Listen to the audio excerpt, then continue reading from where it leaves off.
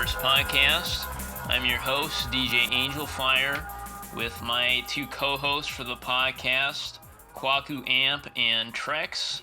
And today we have our guest, AllThirdEye.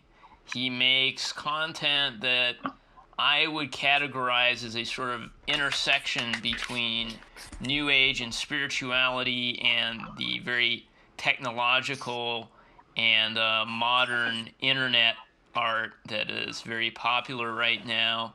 AllThirdEye, would you like to tell us a little bit about how you got your start doing this, and also the music you produce as well, which I must admit I have not listened to that much. So, take it away. All right, so basically, regarding AllThirdEye, I would consider it like I would say like a modern day religion. You know, people say create your own reality. I went up there, I created my own religion. Basically, it's just that, like the content I have, it's like I basically make memes with meaning. It's like a modern day storytelling, and the music I make is abstract as well. That's why it's like a modern day. That's why it's Pablo Picasso, because it's like nowadays everything's evolving. So the music I make is just abstract sounds. I guess you could say experimental. And yeah, just to complement the visuals I make as well. And one thing I noticed with your visuals is the video game like nature of them. Were there any particular video games you played growing up that you feel have inspired your art as it is now? To be honest, I started playing games like PlayStation 1, PlayStation 2. Kind of slacked off after that. That's why I kind of go for like those aesthetic vibes, the Game Boy colors and all that. So, but yeah, I would say I got inspired by that kind of vibe, that era. Yeah, so I noticed on some of your posts, I guess you're located around Bayonne, right? Yeah. Yeah, like how is the music scene there? Because I'm in South Jersey right now, and I have some friends who live in Bayonne, and I would assume with how close it is to New York, you're probably getting some inspiration from there. Some, maybe some local music scenes have probably seeped over into your area. So could you describe it? So, what's funny? It's like I feel like an outcast over here, because it's like when it comes to the music over here, it's like it's mainly like that trap vibe, Yeah. Especially when it comes to these lounges around here, they always play that like that hype stuff, whatever's trending. I'm a house head, That's why I'm always in the city, because I like house. There's a very and you got a mainstream house, but what I like the underground house, like these raves that I go to in the city. So over here, it's like I got to be patient, because nowadays people have a short attention span, which like I'm not gonna lie, maybe myself as well at times. So it's like when people are so used to whatever's trending or a certain type of music, and I'm over here with these house tracks that I be producing, it kind of throws them off a little. So, but more and more I'm making it, like people are catching on. So as far as the music scene over here, it's like I'm just trying to like be patient and just try to start the wave over here. Yeah. That's pretty cool and interesting. Yeah, I mean, I ain't gonna lie. Like, it's lonely when you're ahead of your time. Not trying to, you know what I'm saying? Like, cause it's like, yeah, you can't wait for trends to be started. You have to start it. Yeah. Yeah, that's true. But you gotta have patience, and you gotta have the heart for that, because there's this little gap where you start these trends, and it takes time for people to catch on, and it might be months, it might be weeks or years. That's what happens with a lot of innovating artists. In order to be innovating, you just have to really make your own genre and go left. And a lot of people, like, they just get comfortable with the trend, but they don't really take the time out to really find what makes them different and let express that through their art. Yeah, I totally agree. Especially with the unique sound you have. I guess at first, when people hear it, it might be a bit, too new for them. But yeah, certainly you're at the, the forefront trying to innovate the sound. Yeah, it's gotta. And you say you make music like that as well, so I'm sure you can understand that aspect. Oh yeah, yeah, definitely. You know, people. Yeah, it's more so about like getting their attention, as you said, with how short tracks tend to be these days, especially when it comes to like conventional rap or trap music that you hear. Dude, So even yeah. even Drain Gang, a lot of their tracks are short, and it's like Oh yeah, definitely. I was sharing It's them with somebody, and they're like, "Man, I wish these were longer." I'm like, "Yeah, me too," but that's the wave now, I guess. I mean, I kind of get why they're short because, like, me personally, I make like a minute long, minute and 30 seconds. But the only reason for that is because I try to conserve my energy. There's no point of me making like a 4 minute track if half the people are not gonna go like appreciate the time and energy that went into that. I'd rather just yeah. put it into a minute so you get whoever gets it gets the vibe, and I'm able to really, you know, still have energy to make my next project and. But everybody has their own reasons, though. Sure, sure. Um, just talking a little bit about the underground scene that you're involved in. How did you get an interest in this kind of music? Where do you think that stemmed from? Um, I mean, I'm not gonna lie. Like, I always just like different stuff. I was always like that outcast, a quiet kid in the back of the class. So I always just like, just different vibes, man. Like I had my phase where I did go to these lounges. I did turn up to, you know, whatever everybody was listening to. But I Yeah. feel like, and I'm not saying there's nothing wrong with that, but I feel like me personally, I just outgrew that because what I like about house music at the end of the day, I feel like the music nowadays contradicts what I want out of life. When it talks about lust, when it talks about violence and all stuff like that, it's like we listen to that on a daily basis, and if I'm trying to like just be the best man I can be, a man with morals and stuff, I don't need to be listening to stuff that contradicts that. So that's one of the main reasons why I like house music because it just ambient sounds, just a sound that you could just that can just complement your thoughts. So I could vibe out to that without having to hear something that contradicts what I want out of life. Not to be too deep, but. And I feel like, house, yeah, there's a hedonistic element to it, but it's not so based out of this kind of, and I'm not saying this is, all mainstream music, because there's a lot of music out there. I really enjoy the more experimental acts. I think, one of the biggest out there right now is definitely Tyler, the Creator. Yeah. His music and just his evolution as a person is really inspiring. Yeah, he definitely evolved. Like he definitely matured with his art. His latest album, Igor, and of course everybody says it, but it really is probably one of the best of last year's music. Yeah, I gotta check it out. I've been slacking on a lot of people. Yeah. Like it's an overall dope album, like production wise and all that. Yeah, in fact, we interviewed the guy who helped mix it. He's a really cool guy, Neil Pogue. He also did some production for TLC, their song Waterfalls. Damn, that's dope. Shout out to you guys for hooking that up. Yeah, shout out to Kwaku. He was the one that made that happen. Nah. Damn, how you do that? You know people like that, bro? Yeah, I DM'd him, And I guess with a lot of things, if you just go out and ask people, Yeah. they'll be willing. So I'm curious, what was like the first? Was there a first track you remember, like a house track or something that you heard that how did you first? I guess what was like your experience the first time hearing house music? Was it in a live event setting? Was it just browsing the internet? And was it just like a thing where instantly you got into it and just explored more? How did that happen? I mean, it definitely grew stronger over the years. I remember I went to like Izu Festival. I don't know if you know.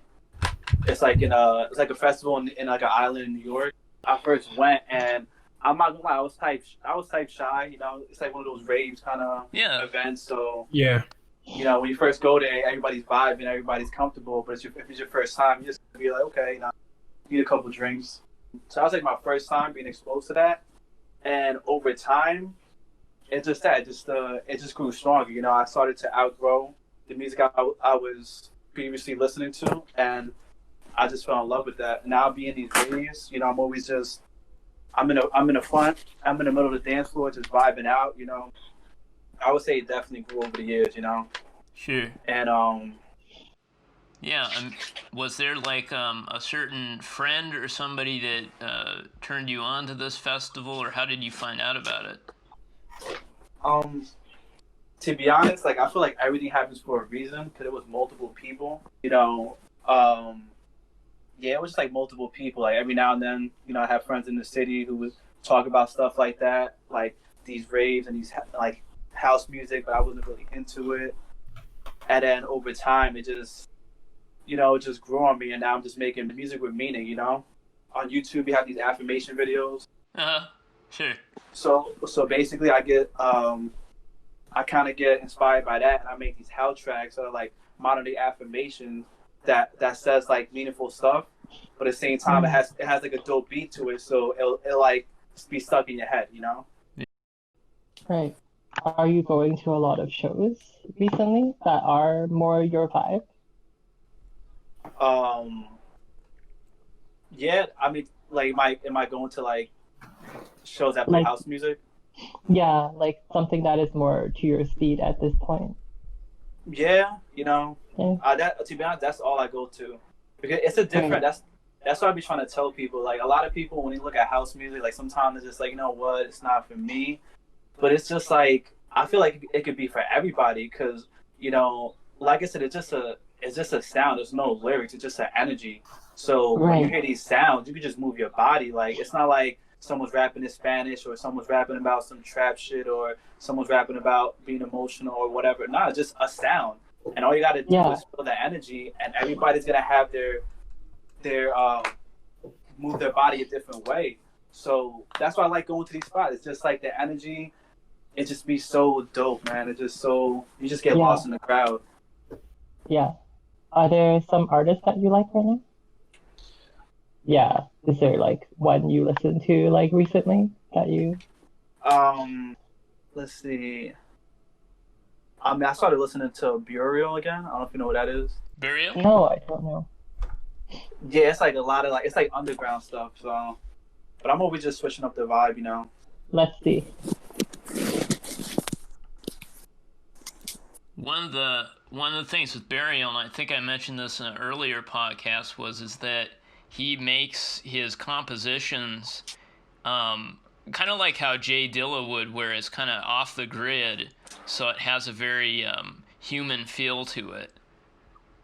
Yeah. It's just definitely like a vibe. He knows how to make like just vibey tracks to just get lost in. Like the cover arts are familiar. You know, going back even before this Instagram, what was your earliest kind of like attempts at making art like this? I mean, I would say I always like as a kid, I always like drew.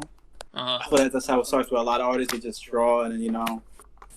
But I feel like the more as an artist, the more you evolve, like a boy into a man or to a woman, you have to mature as an artist as well. You gotta get yourself out of your comfort zone, you know. So it started as me drawing on a paper, and I did some, you know, I evolved in that area, but it just happened so naturally. Then I did photography, then I did video edits, and then I found my style, and then it just all happened so natural, you know. It's all like, you know, that's just my purpose, you know. I feel like God or the higher power, you know, made me to be a dope artist to get people's attention and with my dope art and show them like there's a deeper meaning behind all this, you know. So yeah, it was like written in the stars, you know. Interesting.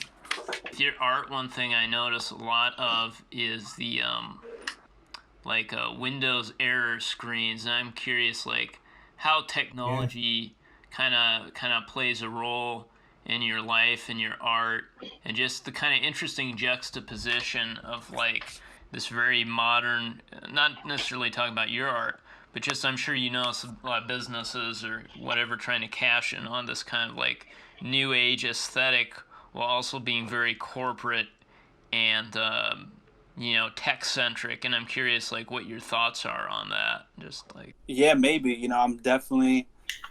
I definitely get inspired, and that's the thing. That's what I was like saying before. Like, it's nothing wrong with getting inspired by things.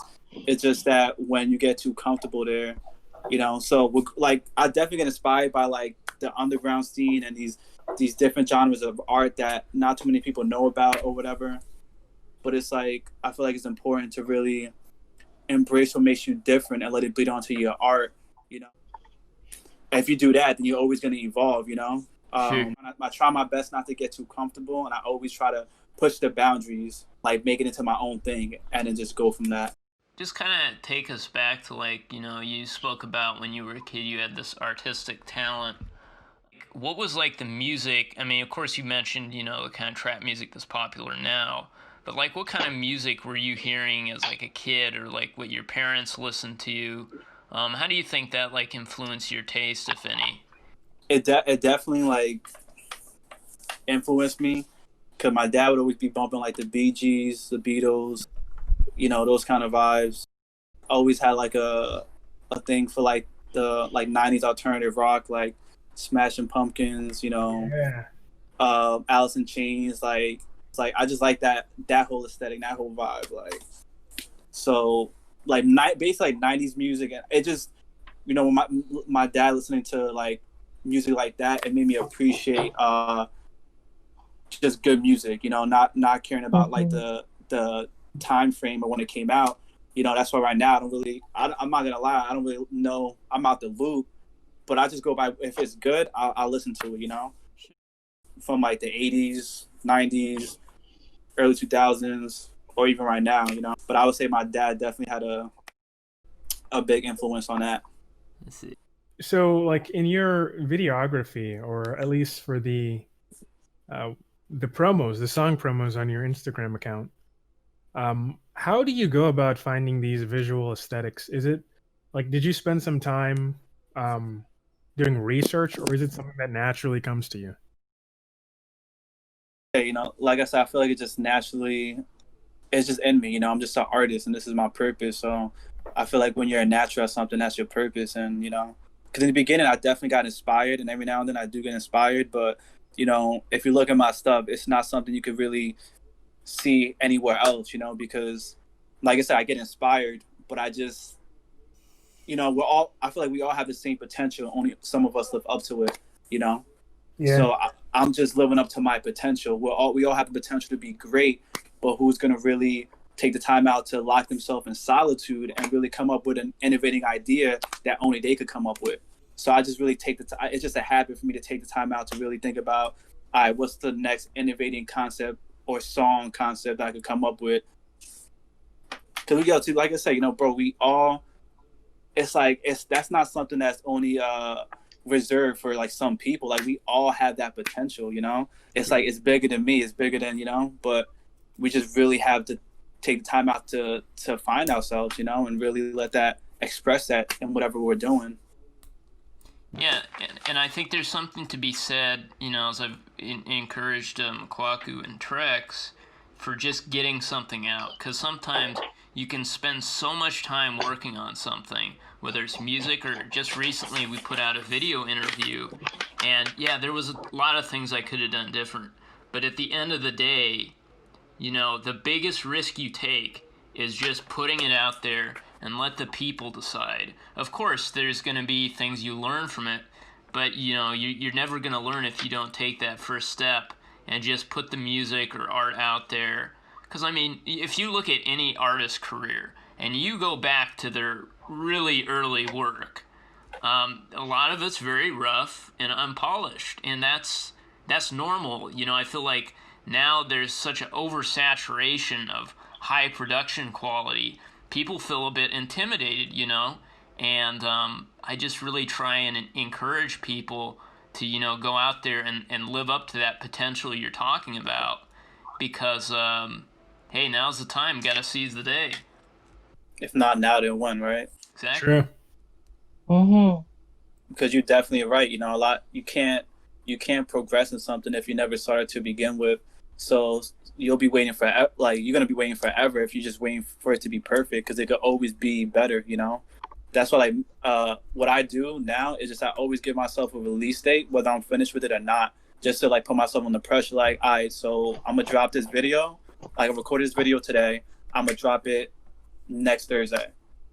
Just so I don't procrastinate. I'm not too comfortable. Like treat it like a job. Right. Yeah. And that's the thing too. Like, I feel like we're more disciplined with our work and school, but when it comes to our own stuff, we kind of push it aside, and it's like we really gotta reverse that.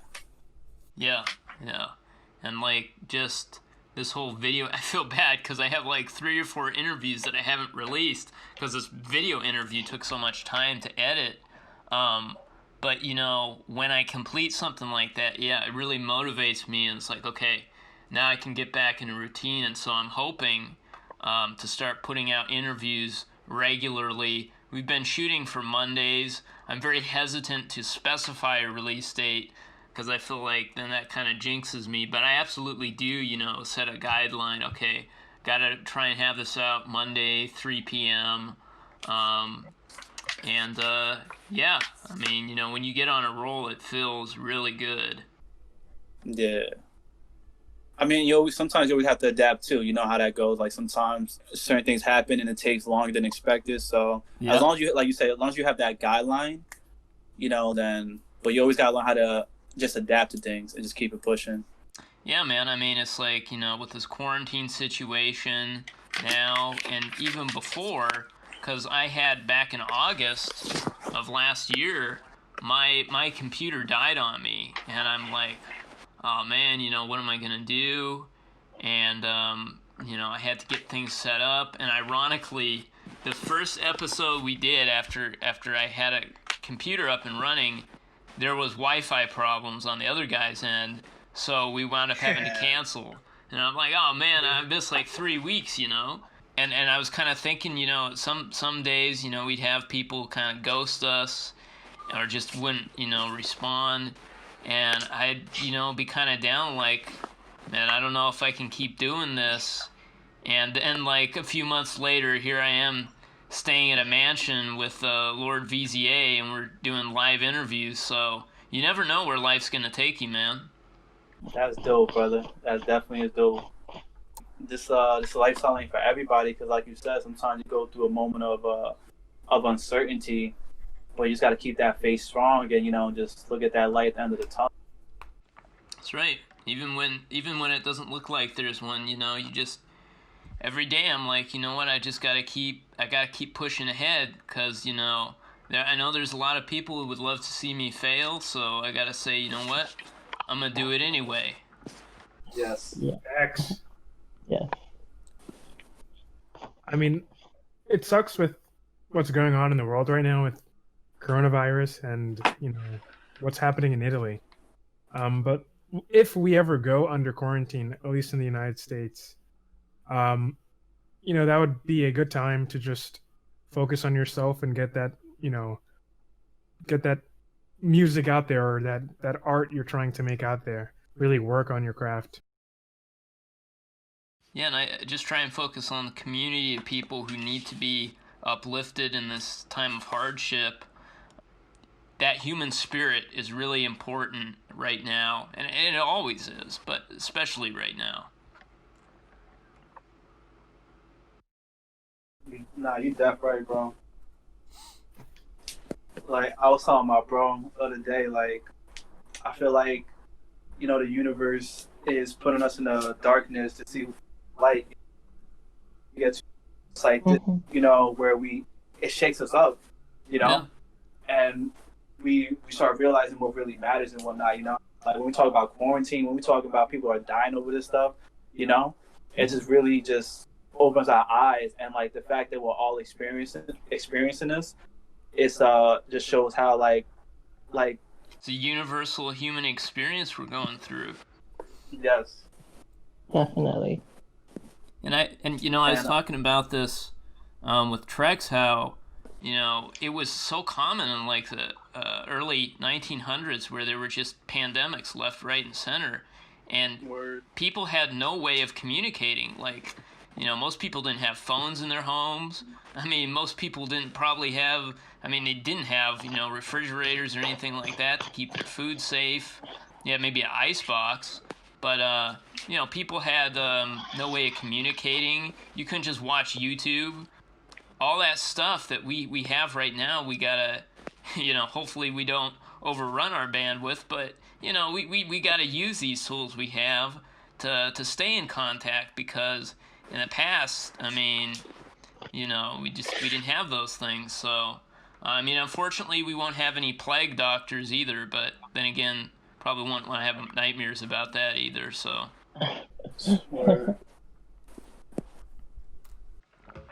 With your Instagram, when did you create that, and what was really, have you been on, a Tumblr or some other art sharing site? What was the decision process to go onto Instagram and, post your art there? So actually, I had the account for years, and I switched the name to AllThirdEye, I think after I graduated from high school. No. And to be honest, like I said, I feel like it's things just happen so naturally. Sometimes because when I put AllThirdEye, I didn't expect it to be a whole brand. I didn't expect this to be a whole art and these visuals, and so when I did it, I guess it was also conscious. I wasn't conscious of doing it. I just put my art. I was like, okay, cool. But then, slowly I just started evolving with my visuals and my. And to be honest, I don't even like being on social media a lot. I just like to be present. It's like a modern day drug. On it, we're always checking on the views we got, the likes we got, and shit. I think it's different, if you're an artist or a business and you're trying to promote it, it's obviously important to see your audience and interact with them. But oh no, yeah, it's all about balance. Yeah, you're definitely right. It's just that sometimes we lose that balance. Like me personally, I just try to keep that balance, but sometimes I see myself just losing that balance, because at the same time we need to be present, look what's in front of us, and enjoy that. Yep. And, I think, too, is I see so many people who use social media just to, repost or steal memes and, really kind of lowbrow content. And it's here you have the opportunity to really contribute and be a part of a positive community. And, doing this whole thing with World Movers, I've been able to connect with so many unique individuals and artists, and it feels good to be in a community where it's not like a taboo thing to emotionally uplift each other. And so at this time we'll take a quick break, a 10-minute break. Does that sound good? Yeah, that's good. All right. Yep. See ya folks in 10 minutes.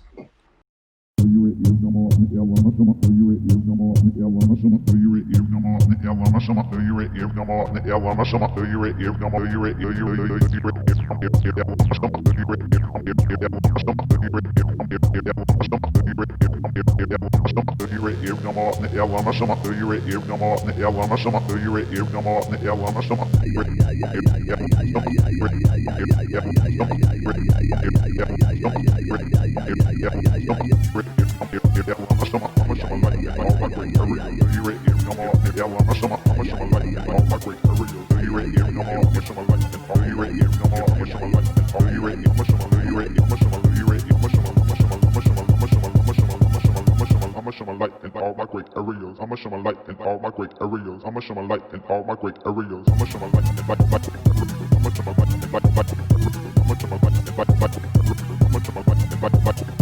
I'ma show my light in all my great areas. I'ma show my light in all my great areas. I'ma show my light in all my great areas. I'ma show my light in I'ma show my light in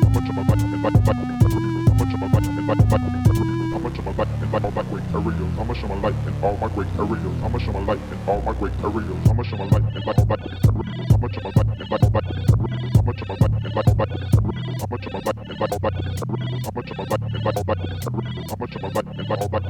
areas. I'ma show my light in all my great areas. I'ma show my light in all my great areas.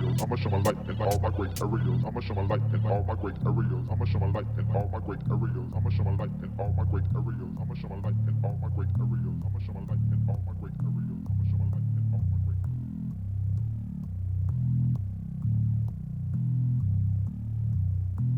Welcome back to the World Movers Podcast. I'm your host, DJ Angelfire, with my co-hosts, Kwaku Amp and Trex. And we're coming back in with AllThirdEye. And my opening question, I know you've talked about art, but what was like, did you have some kind of like training making music? Was anybody in your family musically inclined? How did you pick up really the musical skill?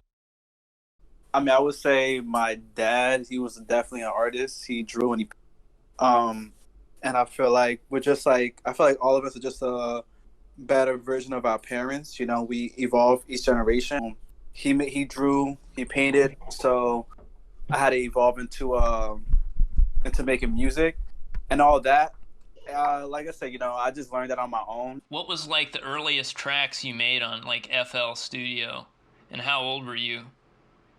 I mean, to be honest, I just started making music, like, I would say last year. I've been doing this for 3 years with my art. Music I just made, like, last year. How's that been, like, picking up, like, chords and melodies and all that? Like, how's that been, learning all of it? Yeah, like, I mean, I feel like I have my own way of doing it. You know, I feel like you gotta learn the rules so you know how to break them. Sure. So when it comes to that, it's like a lot of stuff that I don't know, but I just feel it out. You know, like the melodies, when it comes to piano and like you said, the chords. If it sounds dope, I'll just throw it in there, you know? Like, I'm always amazed at the chord progressions I can get when I, like, literally know nothing. Like, I try to learn piano. I mean, I feel like it's the simplest instrument to learn, but, you know, for some reason I just never stuck with it. I hope one day to pick it up again, but I'll see what happens. Not yet. I want to learn piano too, but I feel like I just have to get lessons. Like, oh yeah, definitely. I mean, you know, some people can learn online, and that's cool, but I don't know. I feel like in-person method would be, I probably learn better that way, you know? Yeah, definitely. Because there's definitely some things you could watch tutorials on, like on YouTube or whatnot. But yeah, like you said, some things you just need to learn like in person and just, you know. You DJ as well, is that correct? Yes. And how long have you been DJing? So I would say like maybe October, around there. So a couple months, like October. But the thing about DJing, like I said before, you know, it's kind of hard over here. Or not hard, but like a challenge, because the music I play, like, I'm gonna stick to the script to the end. You know, like I just play house music. I just play like the music I play, just an experience. You know, but here, you know, DJs they just play whatever people want to hear. You know, whatever and stuff. So it's a bit of a challenge over here. Yeah, in fact, Trex has actually been pursuing some DJing. Yeah. Mm-hmm. What kind of music you DJ? I haven't DJed yet, but recently I went to like a class, like a DJ class. That's like an intro class it's like turntable. So it's not like the digital one. It was really fun. I learned like the mechanical idea, like the concept behind DJing, which is very interesting, very like enlightening. I would like to go again. I guess my final question to you, Third Eye, is where would you hope to see yourself in the future with your music and art? You know, maybe collaborations or anything like that? And I definitely just want to live up to my potential. And I feel like I just, when it comes to writing my script, I just worry about the paragraph I'm on and not the next page. So, you know, I just take it day by day. And, cause you know how life is. Like, sometimes, even what's happening right now, like, I was, you know, I got my whole brand going, but you see how shows are being canceled. I had to do a couple, like, you know, things with DJing in the city, but not being canceled. So I feel like this is, like, kind of impacting artists who are trying to make a living out of their art. So things like that, you just have to be able to adapt. So, but I know for sure in a couple of years, I'm definitely just going to be the best version of myself, you know, regarding my art, regarding as a man too. Yeah. And I just, whatever I'm meant to be, I'm going to be there. So. Third Eye, you have a very positive attitude towards your art, and like you sound so like confident when you're like with like that, like how you are planning, like you can foresee like 2 years ahead and like have like a vision for that and like stay positive in that regard. Yeah. So I'm curious, like what from your experiences has had a huge impact on you, where like you can see the light at the end of the tunnel very clearly? Because I'm struggling with that. Like I'm struggling with seeing. I know that you say that you're focusing on like one day at a time, but like I just want to know, where do you? Is there like some like a reason why like you can keep the stamina going for your life and your art? I mean, to be honest, I would say I feel like everybody can relate to this. You know, life is an emotional roller coaster. You know, you have moments where you feel like you're on top of the world, everything's working out. Then you have days where you just feel like, for no reason, you just feel down or whatever. You know. Yeah. But it's like sometimes we shouldn't take it too personal. It's like when it's raining outside, does that mean it's the end of the world? Nah, you know. For every dark night is a bright day ahead. So it's just like. And it's like the older you get, like I'm 22 years old, you know, and I just feel like the older you get, we have to start being more emotionally intelligent, because it's like in life, we overcome a lot of stuff, whether it's a heartbreak, whether it's losing a job, maybe losing family members or whatever the case is. And it's like in that moment, it's like the end of the world and we feel like we can't get over it. But what happens when time passes, we get over it, right? And now we're all good again. So it's like, I feel like we're constantly just going through that cycle, and it gets to a point where it's just like, you know, you're able to do certain things. All you gotta do is stand your ground, because this too shall pass, you know?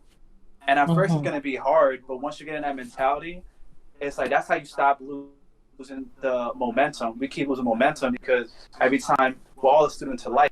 So when the universe throws a test our way through these people and situations, if we don't stand our ground, we're just gonna lose that momentum, you know. So, and I feel like too, it's about, we contradict ourselves a lot. Like we say we want to live up to our potential, and we say we want to be the most powerful version of ourselves. We want to be successful, but you know, there's moments where we kind of victimize ourselves, and we give power to other people or things, you know, and. And it's just, you gotta show yourself tough love, you know, because you just gotta show yourself tough love sometimes, you know. Right. I would say that, you know, because I'm not gonna lie, I used to get bullied. I used to be an outcast in the back of the class. I used to be very shy, but it got to a point where it's like I didn't want that to be the case anymore, and I really had to stand my ground with my demons. And there's no ways around it, you know. You can't keep running away and expecting to be living on your heaven on earth and to be happy. You just gotta stand your ground with these demons, because if not, it's gonna keep coming around throughout your life. Yeah. Wow. Yeah. Thank you for that. Yeah, but you got it. Like, and like I said, me personally, like there are definitely moments and days where I feel like that too. It's an ongoing process, you know. So yeah, and I feel like even these conversations we should just have more often, just in general, because I feel like a lot of us, even people who are older, are still trying to find themselves in life and are still trying to figure things out. Like, that's just the emotional roller coaster. Yeah, definitely. I'm actually 27, so. Oh, trust me, you're still in your prime, which that's nothing. Yeah. Yeah, I know. So I'm just saying, like, even like a lot of what you said really resonated with me. It was a tough 2, 3 years. Like, this is my good year, actually.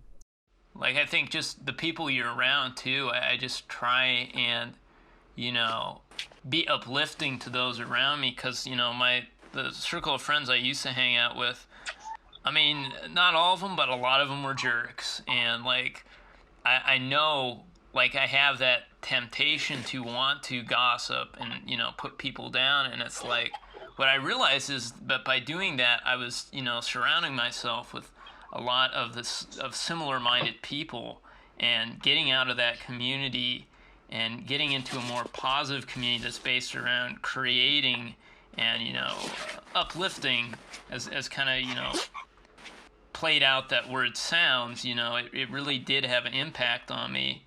And, I try and go forward with that every day. No, that's all you can do, man. We just got to be the change we want to see. We can't expect other people to be somebody that we can't. Yeah, and that's the thing, like, why I call this World Movers, because it's not, the World Movers, it's not me or, the person that's putting all this together. It's the people we have on, the artists and everybody that comes on to listen to us, support us. Those are the people that make this fun for me. Like, I'm not going to lie, trying to set up, dates and times and then edit is hard, but, talking and getting this stuff out, that's what makes it worthwhile. For sure. Yeah. Oh, definitely that outcome. So, with that said, would you like to give any shout outs to your social media or anybody else, Third Eye, before we wrap this up? Not just that, my Instagram is at AllThirdEye. Basically all the stuff you need is there. I just dropped a new sound from Solitude, which is on my SoundCloud. The link is in my bio.